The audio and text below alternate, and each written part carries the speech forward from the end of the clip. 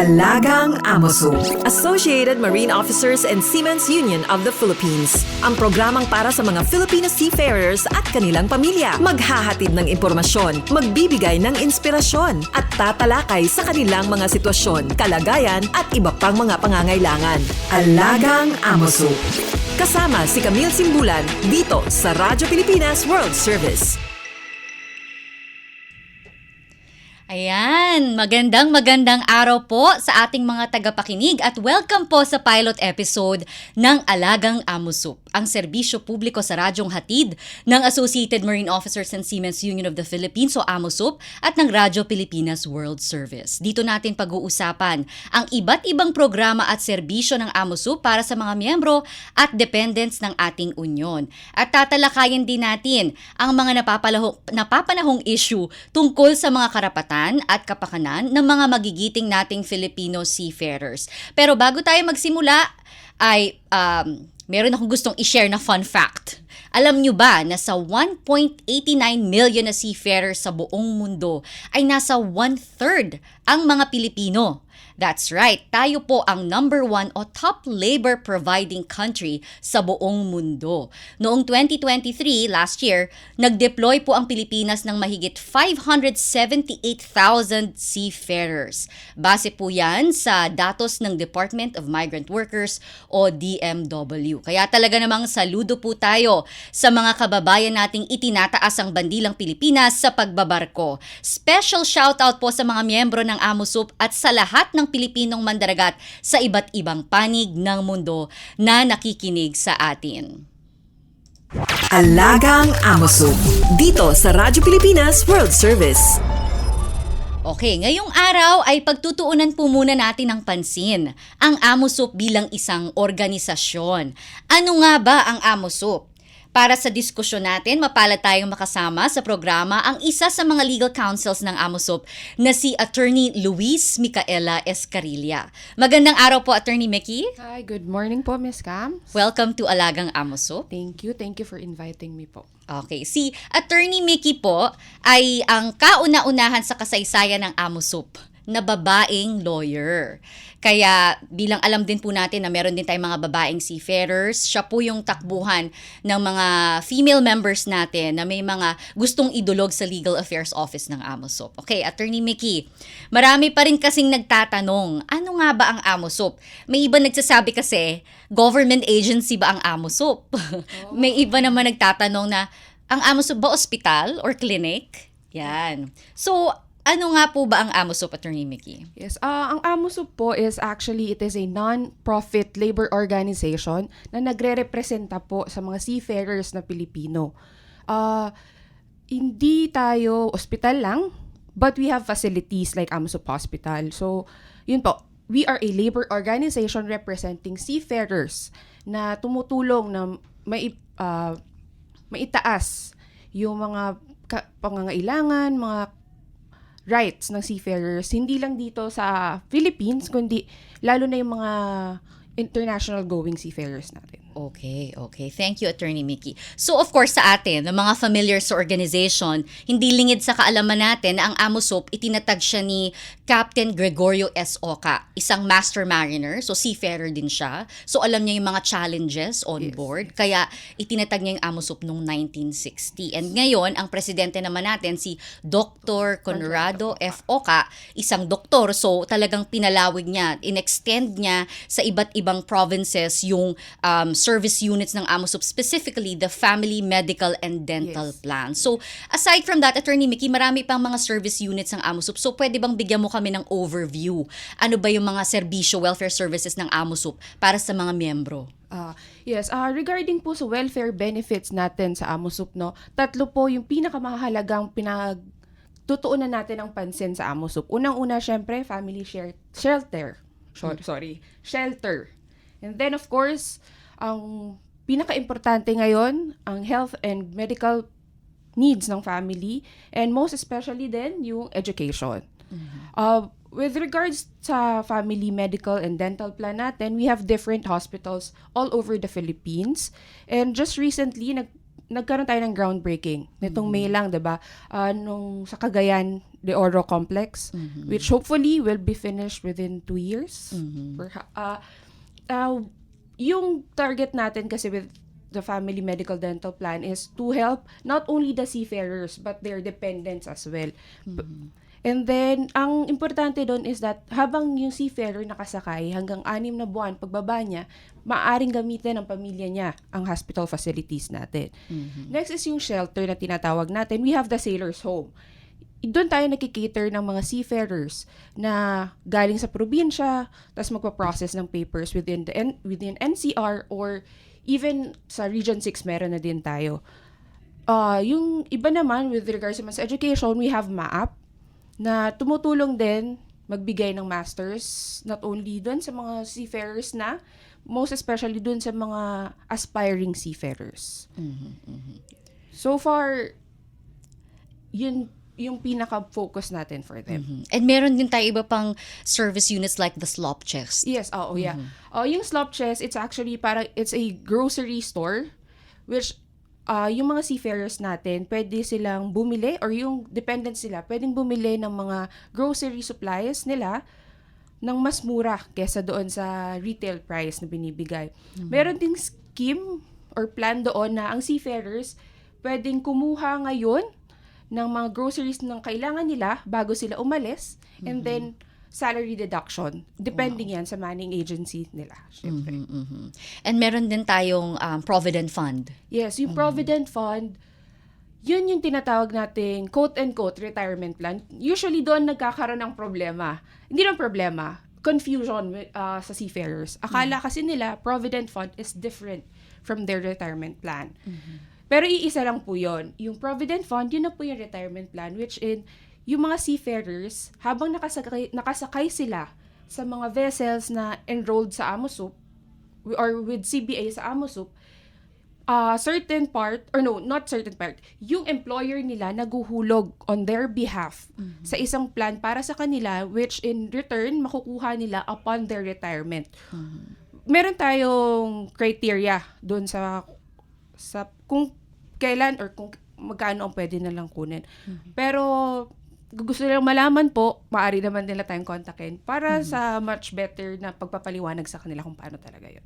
Okay. And lastly, meron tayong Legal Affairs Office which you're a part of. Yes. So anong kind of assistance yung ine-extend ng Legal Affairs Office natin sa mga miyembro ng AMOSUP?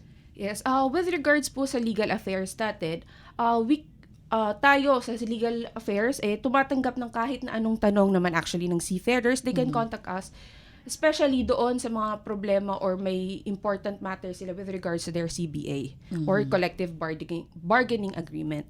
And most of the time, ang dinudulog naman nila sa atin din is once na nagkaroon ng repatriation, medical repatriation, tumutulong tayo sa grievance machinery na tinatawag.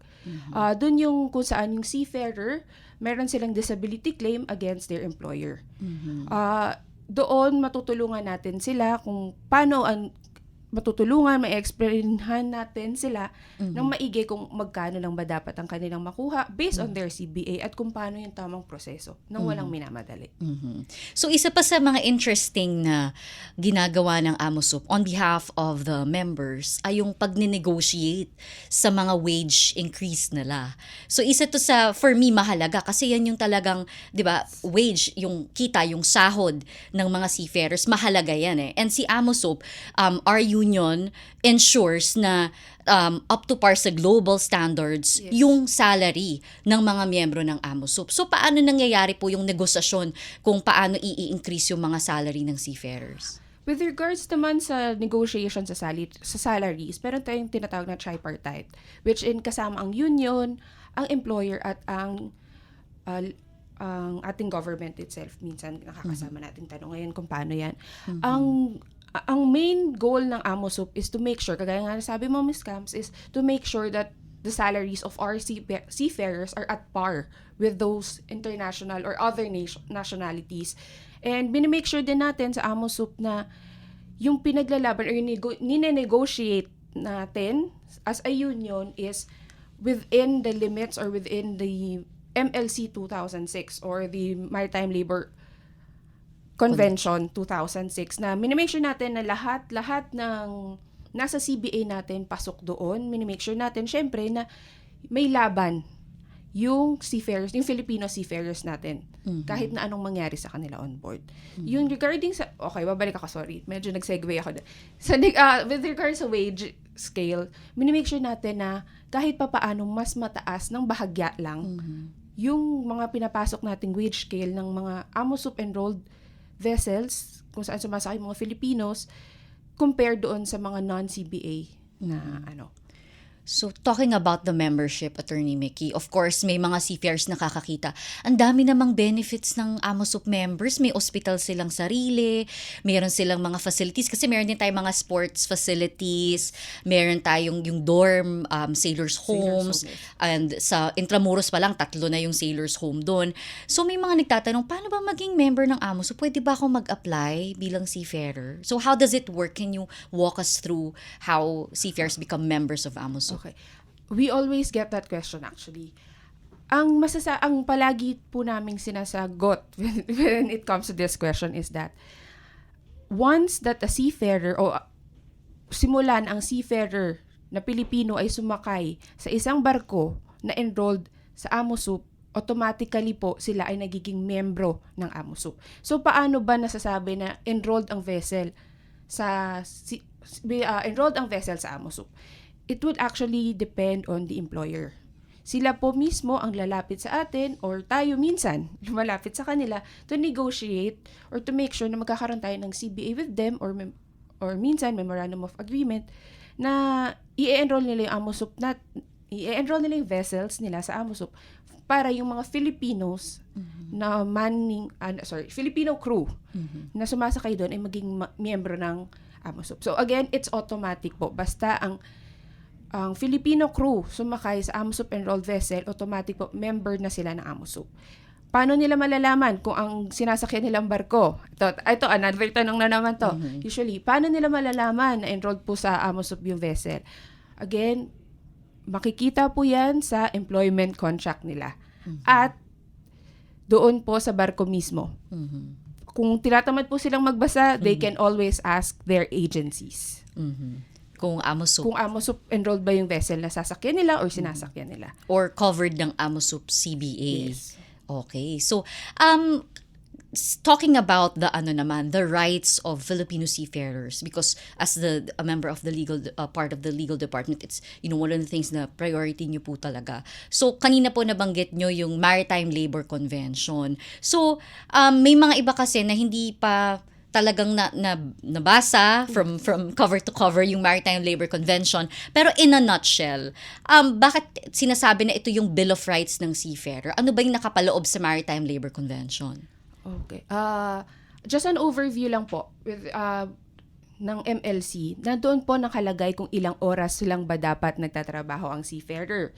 Ilang oras ba or ilang araw ba ang off na kailangan nilang ibigay. Nandun din nakalagay kung magkano ba ang minimum dapat sinasahod nila. And kung ano yung mga dapat na makikita nilang kalinisan. Yung kalinisan ng barko. Kung ang barko bang sinasakyan nila dapat meron silang personal hygiene na tinatawag, kung kumpleto ba yung facilities ng barko nila. Yeah, the facilities, yung sa tulugan nila, and even yung mga medicines, yes. yung availability ng ganong mga basic necessities. Kasi syempre, pag yung mga long voyage, wala namang hospital na hindi ba na pwedeng puntahan. So, just to make sure na yung living and working conditions nila sa barko ay maayos. Maganda. Yes. Okay. So, Attorney Mickey, isa sa, of course, ang members ng AMOSUP nasa more than 100,000. Yes. And meron dyan, parang nasa 5% or nasa 5,000 ay women. So, ano yung mga current na programs ng AMOSUP for the women seafarers? I'm sure meron tayong mga DEI. Yes. Isa po sa mga additional advocacies ng AMOSUP, no, is yung, of course, DEI, yung binanggit po ni Ms. Cams, yung Diversity, Equity, and Inclusion, which doon po natin pinapasok na malaman or spread yung information with regards sa ano ba ang karapatan ng mga babae, ano ba yung hinihingi ng mga babae. Lalo na ngayon, nakaka-ratify lang ng Philippines, no, ng ILOC 190 or yung Freedom from Violence and Harassment in the Workplace. Again, yung po kasing yun, yung ILOC 190 na yun, hindi lang naman siya para lang humingi ng equity. Hindi equity ang hinihingi nating mga babae. It's equality. So, yung AMOSOP, ang pinaglalaban lang, hindi naman pinaglalaban. Nire-raise lang naman natin talaga is yung awareness na hindi na lang po pang lalaki ang seafaring industry. Marami na rin po tayong mga babae ngayon na sumasakay sa barko. It's becoming a really inclusive Yes. industry. And it's also one of the things na we are grateful na sinusuport din ng gobyerno natin. Yes po. You know, encouraging not just men but also women to explore a career in the maritime industry. Even sa MAAP, yung Maritime Academy of Asia and the Pacific, yung ating training and education arm, meron din tayong mga babaeng kadete dyan. Ang dami And na. ang dami na. And meron din tayong mga women na nagiging chief engineer, Yes. master mariner. We are now sa MAAP, which is under ng AMOSOP. Marami ng babaeng seafarer ang na-produce nun. Just recently, last year, nag-produce sila ng first female na chief engineer. We also Sa Unitankers. yes, ng nasa Unitankers ngayon. And nagpo-produce na rin sila ng captains. Master mariners. Ngayon, meron na din. So, doon pa lang, pinapakita lang naman natin na kung ano yung kayang gawin ng mga lalaki, kaya na rin gawin ng mga babae. Right. Diversity, equity, and inclusion. Right. And we are grateful kasi yung mga leaders ng AMOSOP, like si Vice Admiral Santos, Vice Admiral Eduardo Santos, who's the Executive Vice President of AMOSOP and also the President of MAAP, he's very supportive of all the cadets, regardless of gender, in really upgrading their skills. I know that there have been a lot of mga upgrades sa facilities ng MAAP, sa mga simulators, sa mga programa. And yan yung i-discuss natin sa mga susunod na episodes. Iisa-isahin natin yung mga service units ng AMOSOP. So, isa yun sa mga edge talaga ng AMOSOP as an organization. Napaka forward-thinking, forward-looking ng leadership. So, Attorney Mickey, anong masasabi mo sa takbo ng industriya? Papunta tayo sa green shipping, 'di ba? Just transition kasi is one of the advocacies that we are really strongly pushing, and AMOSOP is at the forefront of that. We are working really closely with the International Transport Workers Federation in ensuring that no seafarer will be left behind in the just transition in the maritime industry. So what can you say about that? Yes, with regards to just transition, andito tayo. We are trying to adapt kung ano man yung binabato sa atin ng mundo. We are trying to adopt with helping our seafarers na mag-upskill. We are trying to give them the opportunity with the help of MAAP na magkaroon sila ng free, seminars. Na nagme-make sure na maka-adapt sila kung ano yung hinihinging advancements ng maritime industry. So, with the help naman ng AMOSOP, alam ko naman na siguro ang just transition it is really on top of the issues right now.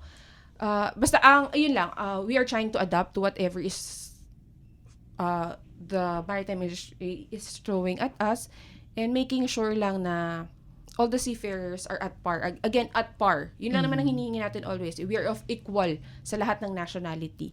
So kung ano ang kayang i-upgrade ng iba, itatry nating mag-adapt doon. Kasi ganun yung naging thinking ng ating mismong founder ni Captain Yes. Oka na kaya tayo nagkaroon ng AMOSOP kasi ginusto niyang makita na ang mga Filipino seafarers merong laban sa ibang tao. He's a really visionary leader. Yes. Talagang holistic yung approach ng AMOSOP when it comes to uplifting the lives and livelihood of Filipino seafarers. So, sinasabi nga natin palagi, si Captain Gregorio Oca yung nagtatag nung pundasyon, which is very strong, and si Dr. Conrado Oca naman yung nagbi-build on that foundation. And now, how many branches do we have now, Attorney Mickey?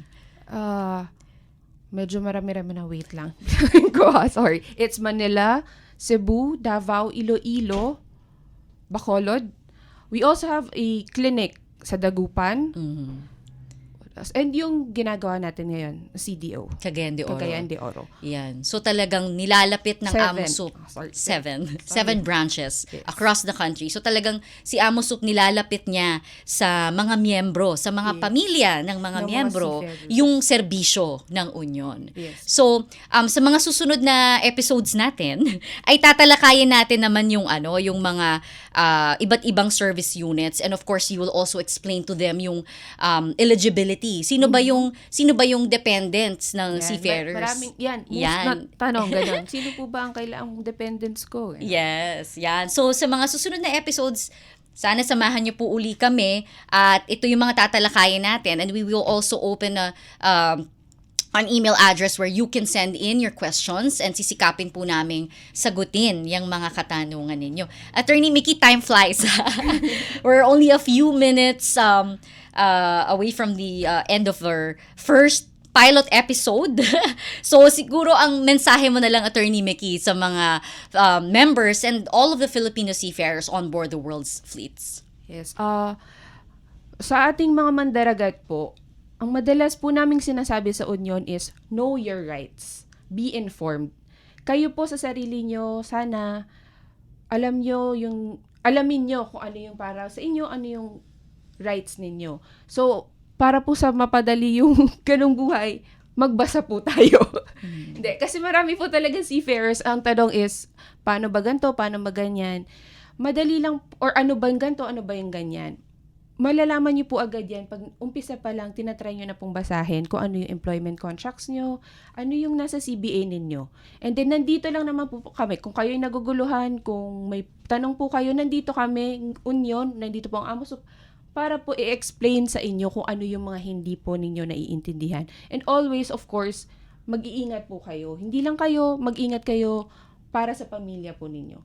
Hindi po madali ang trabaho nyo, kayo ang ang tumutulong sa amin. Kaya nasa inyo pong mga kamay ang future ng AMOSUP, ang future din po ng ating maritime industry. Maraming Yes. salamat po sa inyo. Yes, and of course we reiterate yung talagang pagiging bukas ng AMOSUP Yes. sa mga miyembro at sa mga dependents. This is the reason why yung mga serbisyo natin hindi lang para sa mga miyembro, para sa buong pamilya siya. Yes Hindi po, ba? it's always for the family. Kasi ang as well. vision ni Captain Oka when he founded AMOSUP, kapag nasa barko, yung mga miyembro, ayaw niyang nag-aalala pa sila na kumusta Yes. kaya yung pamilya ko? Naku, baka may sakit yung asawa ko or anak ko. At least alam nila na andyan yung mga AMOSUP Seamen's Hospitals Yes, para always open for always open, para pagsilbihan, para tulungan yung kanilang mga pamilya. Okay, so having said that, next week po, ang pag-uusapan natin actually ay yung isa sa mga flagship service units ng AMOSUP, ang Family Medical and Dental Plan na hinahatid po ng AMOSUP sa pamamagitan ng mga AMOSUP Seamen's Hospitals sa Manila, Cebu, Iloilo, Davao City, yung bago po nating medical facility sa Bacolod City, at yung ating satellite clinic sa Dagupan. So, again, kung meron po kayong mga katanungan tungkol sa Family Medical and Dental Plan, tungkol sa mga Seamen's Hospitals po natin, ay pwede nyo pong ipadala yan sa alagangamosup@gmail.com at sisikapin po natin na sagutin ang mga tanong nyo tungkol sa Family Medical and Dental Plan or FMDP at sa mga serbisyo po sa Seamen's Hospitals across the country. Sa susunod po nating episode, kasama naman yung resource person natin or yung panauhin natin, naiimbitahan natin from the Seamen's Hospital po mismo. Ayan, para mas malinaw na yung mga katanungan, yung mga frequently asked questions ay masasagot natin sa programa. So, para naman po sa contact details ng AMOSUP. I'm sure marami kasi meron po tayong mga social media. Meron tayong AMOSUP Official Facebook page and AMOSUP Official Facebook group. So dyan po namin pinopost yung mga announcements ng ating union, yung mga activities, at yung mga information po, very relevant information for all of our members and dependents. So sana po ay i-like and i-follow nyo, yung like and follow yung mga AMOSUP Official social media accounts natin on Facebook, AMOSUP Official Facebook page and AMOSUP Official Facebook group. And meron din po tayong telephone, AMOSUP Contact Center or ACC. Ang telephone number naman po natin ay 632-8527-8491 hanggang 98. Again, that's telephone number 632-8527-8491 hanggang 98. For mobile naman po, pero ito po para lang sa calls. Again, calls lang po to. Hindi po to nakaka-receive ng text messages. But you can call us po via mobile. Kung Globe po kayo, Globe subscriber, it's 63945-795-5345. Kung Smart naman po, 63920-437-1496. And again, wag niyo po kalimutang i-follow and i-like yung ating AMOSUP Official Facebook page and AMOSUP Official Facebook group. Pag meron din po kami mga nilo-launch na mga contest, gaya ng Day of the Seafarer, dyan po namin pinopost. And mga imbitasyon sa mga events natin, dyan po namin pinopost. And meron din po tayong AMOSUP Official YouTube channel. Okay, meron na po tayong mga na-upload dyan na mga videos tungkol sa ating union at sa mga service units natin. Pero mas magiging active po yan sa mga susunod na buwan. Baka mag-vlog na po kami ni Attorney Mickey. Joke. Pero kasi dyan po natin balak i-post din yung mga videos, yung mga step-by-step, mga instructional videos kung paano ba kumuha ng ID. Yung pala, yung isa pa natin hindi na-discuss kanina, yung record section ng AMOSUP. Opo, kung saan nila pwedeng... Doon sila pwedeng kumuha ng IDs nila for the seafarers themselves and their families. Right. Meron, doon po kayo dediretso. And yun, always po, humihingi po kami ng tulong sa inyo actually to make sure that you are properly accommodated. So, sana po, kada baba ng seafarer, lalo na't alam nilang AMOSUP member sila, mag-update po kayo ng 201 file for faster and easier processing po ng mga kailangan niyo. Hindi lang sa mismong sa atin, sa center, kundi pati sa mga other facilities all over the Philippines. Yes, napaka-powerful po ng AMOSUP ID ninyo dahil bukod sa pag-avail ng mga services sa AMOSUP service units, ay pwede rin po kayo makakuha ng 5% discount sa Duty Free Philippines. So we recently signed a memorandum of agreement with Duty Free Philippines Corporation. And kapag pinersent nyo po ang inyong AMOSUP ID, ay makakakuha kayo ng 5% discount sa Fiesta Mall, Duty Free Philippines Fiesta Mall, at sa Duty Free Lux Mall. Ayan. So, wag niyo po kakalimutan kumuha ng AMOSUP ID sa Intramuros. Madali lang pong hanapin ang aming record section. Special shoutout kay Sir Ricky, ang head ng aming records department. So, kunin niyo na po ang AMOSUP ID ninyo. And of course, we have a website, Attorney Mickey, www.amosup.org. Ayan. Kung meron din po kayong queries, meron po dyang section where you can send us an email. Pwede nyo rin po kaming ma-reach dyan. And yon, muli maraming salamat po sa mga tagapakinig natin. Salamat sa pagsubaybay sa unang episode ng ating programa. Syempre, salamat sa mga kasama natin sa Radyo Pilipinas, Miss Susan Aison, Sir Milo Jonella, J. Arevalo, ang ating producers na si Erwin Peñano at Jerome Toledo. At syempre, sa napakaganda at napaka-blooming at napakatalinong resource person natin, si Attorney Luis Micaela Escarilla, or Attorney Mickey for short. Ako po si Camille Simbulan at ito po ang Alagang AMOSUP. All aboard sa talakayan. Palalimin pa ang inyong kaalaman. Alagang AMOSUP. Dito sa Radyo Pilipinas World Service.